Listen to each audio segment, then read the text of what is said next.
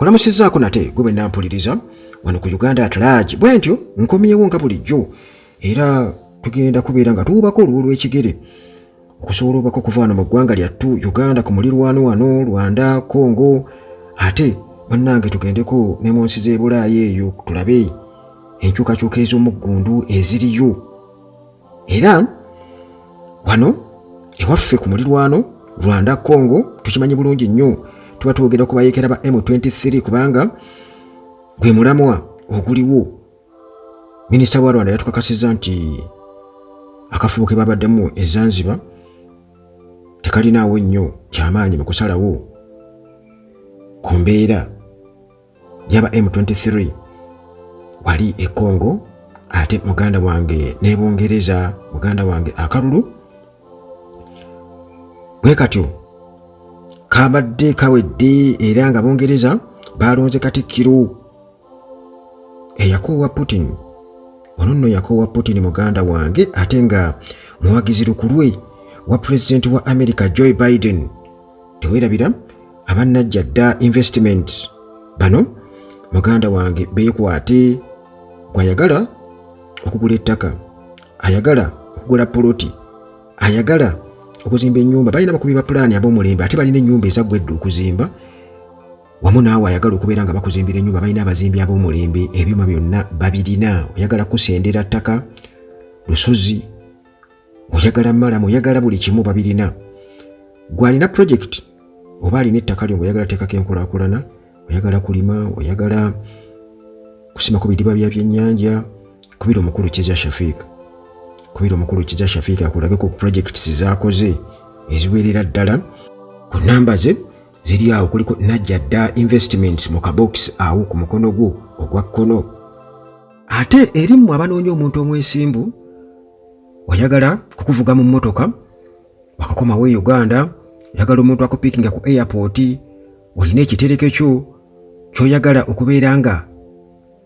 okituma omuntu akitwale ewantu wonna woyagala akitwala omwesimbu oyagala mmotoka yakwevugamu ng'oyagala omuntu akuvugemu mu kaseera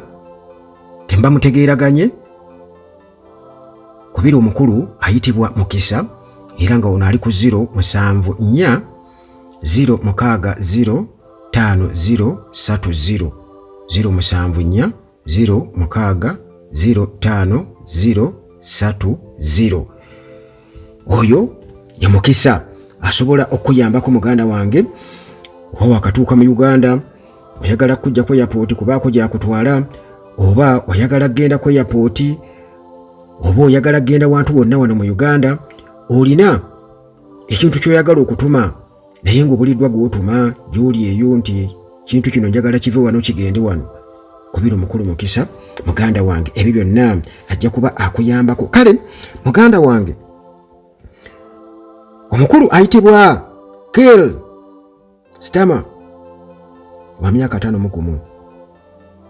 era ng'ono wa kibiina ekya Labour Party yawangudde okulonda okw'Ebungereza ekibiina kye ne kimenya likodi munnange bwe kyafunye ababaka ba palamenti bali mu bina 10 ate ekyabadde Katikkiro Rishi Sunak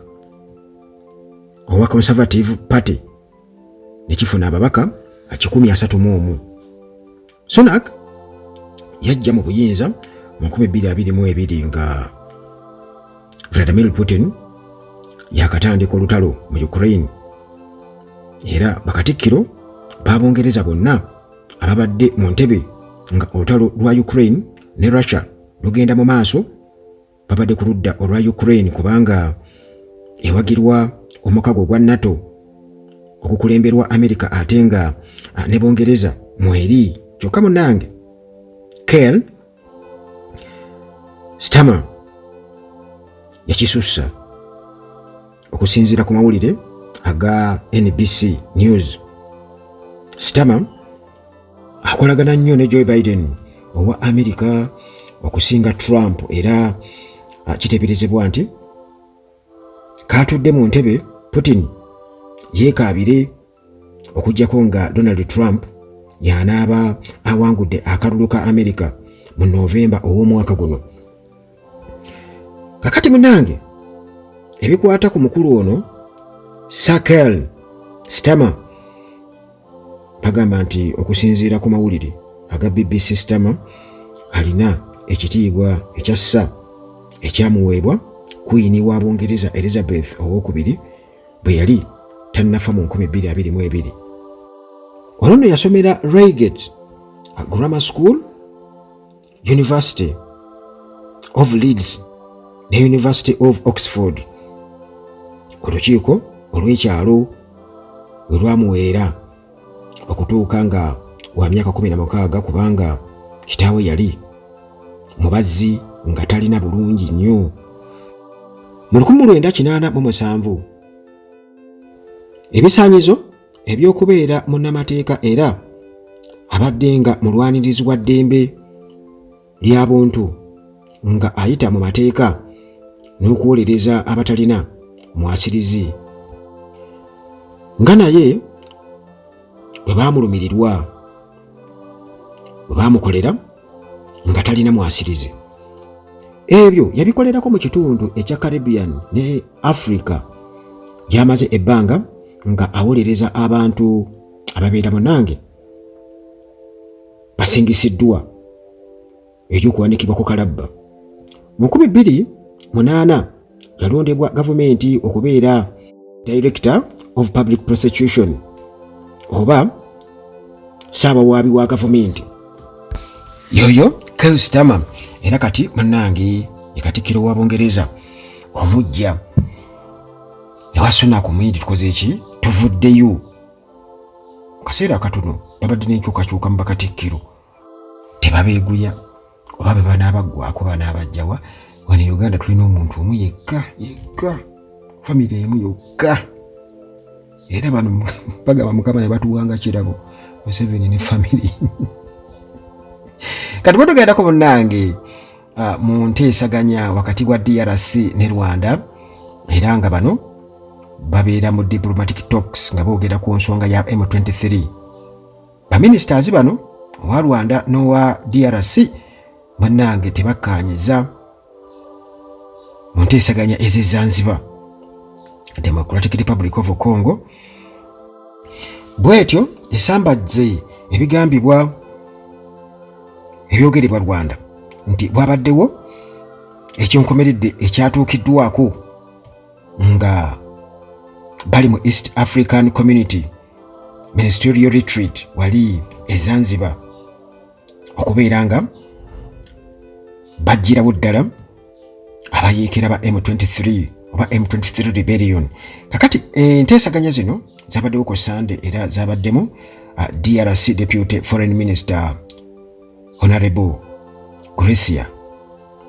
Yamba Kazadi, mwabaddemu Foreign Minister wa Rwanda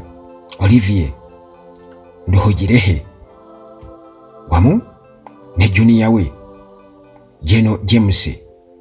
Kabarebe. Kakati ba officials bano mu kubeerawo era wabaddewo Minister of East African Affairs wa Uganda Honorable Rebecca Alitwara Kadaga wamu ne Foreign Minister owa Kenya Dr. Musalia Mudavadi. Wananno owa Rwanda Nduhungirehe oluvannyuma bw'atyo yakkidde omukutu gwe ogwa X n'agamba nti enteesaganya ezabaddewo maaso ku maaso wamu n'okusalawo ku bugulumba obuliwo mu kitundu eky'obuvanjuba ekya DRC byabaddewo era ne babawo ebyatuukiddwako ku nsonga eno eby'amaanyi. Ono Nduhungirehe owa Rwanda yatubuulira kati oluvannyuma ate ne tulaba nga DRC bakkidde omukutu gwa X nga post gyataddeyo Nduhungirehe nga bagamba nti Ministerial Retreat eyabaddewo yabadde yakwebuuza mu ntegeka yaayo, yabadde yakwebuuza kugamba bakubaganye ebirowoozo just so si kusalawo, tekwabadde kusalawo kwa East African Community. Kakati olwo Foreign Minister wa DRC n'agamba nti Kinshasa yo essira eritadde nnyo oba efaayo nnyo ku kubonaabona kw'abantu n'okubeera nti abantu babundabunda mu kitundu kino eky'ebuvanjuba ekya Congo olw'ebikolwa ebibatuusiddwako Rwanda Defense Forces wamu n'abayeekera ba M23 so si local armed groups, era nti akafubo ke babaddemu kano tekakiikirira African Union eyawa buyinza Rwanda process okubeera ng'egenda mu maaso. Kale munnange nekirabika nti akafubo ke babaddemu